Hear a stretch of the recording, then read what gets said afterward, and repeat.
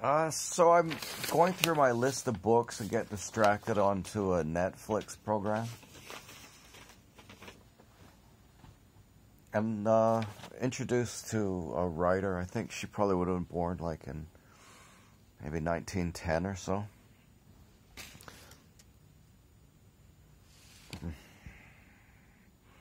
Whatever. This is my COVID winter survival capsule.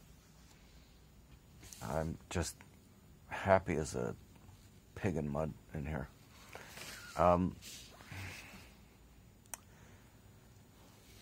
just want to say, I just want to quote, I think this is the wisest quote I've ever heard.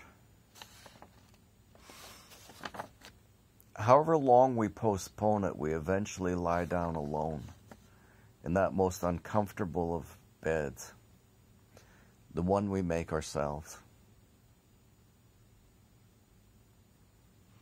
Whether or not we sleep in it depends on whether or not we have self-respect.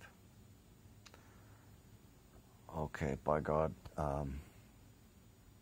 that's good. That's the truest thing I've ever heard in my life. That's as true as 2 + 2 = 4.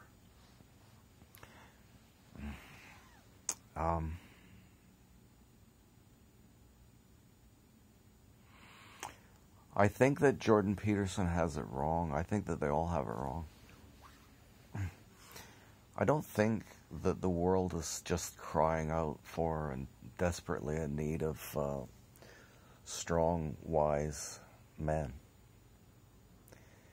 Because honestly, there's still a lot of really strong, wise men around. What we're lacking is wise and strong women who talk publicly. I'm sure there's a lot of strong and wise women, but they don't talk publicly.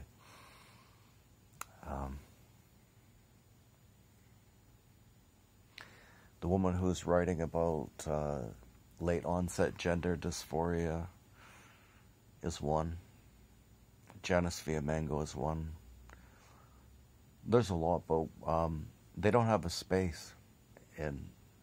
And I'm honestly kind of wondering whether or not they're in short supply. Because if you're trained to think of yourself as a victim and to bitch and whine and analyze and pick apart everything around you, and you're just totally self-absorbed with yourself and analyzing things down to the minutest detail, you haven't had a great training in wisdom, have you?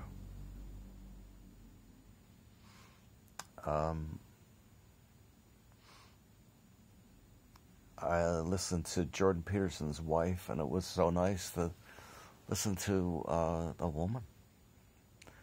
I anticipated that she would be, wonderful, but I was afraid that she might be riding on her husband's coattails a bit, but no, she's incredible. Yeah. Should just start making a list. The woman that I'm talking about right now, I think that the documentary she's making was just being wrapped up just recently. I guess she maybe was born in the 1930s maybe or something, actually. Anyway, it appears that she's still alive. And I would really be keen to see how she feels about the current situation. I haven't seen it yet, so wouldn't it be amazing if she came out as just another idiot? But I really doubt it. Whoever wrote this down is not an idiot. However long we postpone it, we eventually lay down alone in that most uncomfortable of beds, the one we made ourselves. Whether or not we sleep in it depends on whether or not we have self-respect. Oof. Wow. Okay, I'll get back to my books. Reflection on the Revolution in Europe. This was written quite a long time ago by a man named Christopher Caldwell. He's, I think, the author of a book called War is a Force That Gives Us Meaning.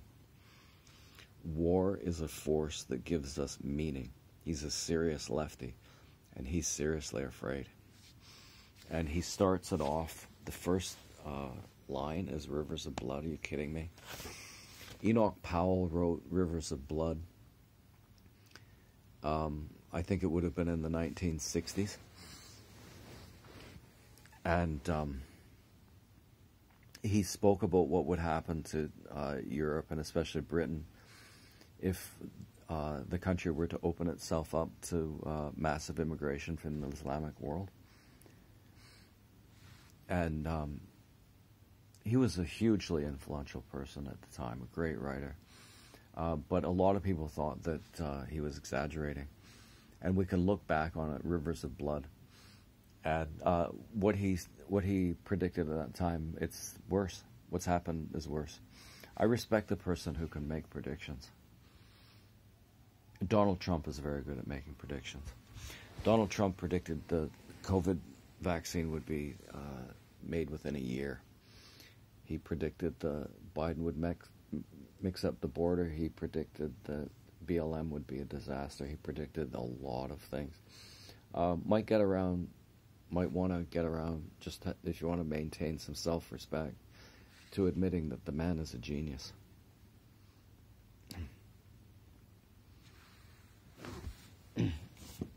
Submission. Absolutely brilliant book. What it does is it posits the idea that if right-wingers are so anti-female and anti-gay and all that, then the thing that they would do is join up with Islam. And this is a kind of a dystopian, futuristic novel. He's predicting a time in France when rednecks and right-wingers just join up with Islam to suppress women and gays. It's not if you just think that white racist people are just racist, are just sexist and homophobic, then why wouldn't they do that? Islam is related to Christianity. It wouldn't be that big a deal. And so in his novel, they were elected. Michael Houellebecq is the most twisted soul you would ever come across. I swear to God, this guy has got his problems, but I wish I could remember this. Definitely one of the best books I've ever read.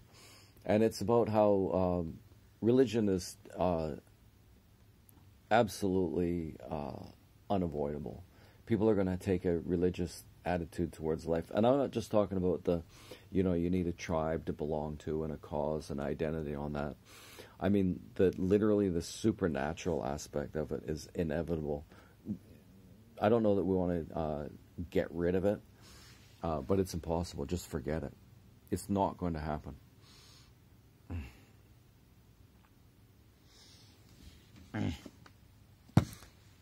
I believe this is the first novel ever written in English, and it is so dense, and I'm not kidding, that I think that I got to like page Life and Times of One Grim Shady. I got to, let's just see. I don't think I made it a page and a half. And it's devoted entirely to the idea that when intellectuals talk, what they say amounts to absolutely nothing. So this guy can spend like 75 pages to say nothing in very complicated language. So, wow, I'd like to say I read this. The Life and Opinions of Tristam Shandy, gentlemen. Best travel collection of travel stories in the world, probably. His son is a great guy too. He does a sort of documentary series.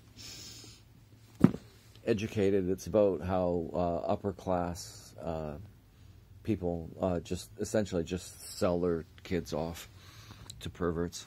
It's happened forever. It'll continue to happen. Great book. Written by another female, I'm happy to say. I mean, I'm really happy to say that. Because I think that wisdom from women just means more. In a way. James Joyce, The Dubliners. What this reminded me of is Norm Macdonald said that he hated art. Really, dude? You hate art? Yeah. Why? And it was something to the effect because it makes me cry. I can't stand it. And I think that when they asked him why he didn't go to Europe, that's what he said too. It's too much beauty. I don't think I could stand it. And I don't think he was exactly kidding. Atomized, I forget what this... Oh, it's by the same guy, though. Yeah, absolutely astounding. The guy's a big-time pervert, I guess. But his whole thing... He writes about perverted things to demonstrate how perverted the society is. So it's as demented and perverse as you could imagine. But it's a criticism of that perversity. And I don't think he gets off on it, because I don't think he gets off on anything. I doubt it. Neil Ferguson talking about the greatness of the English Empire. The guy's a little too wordy.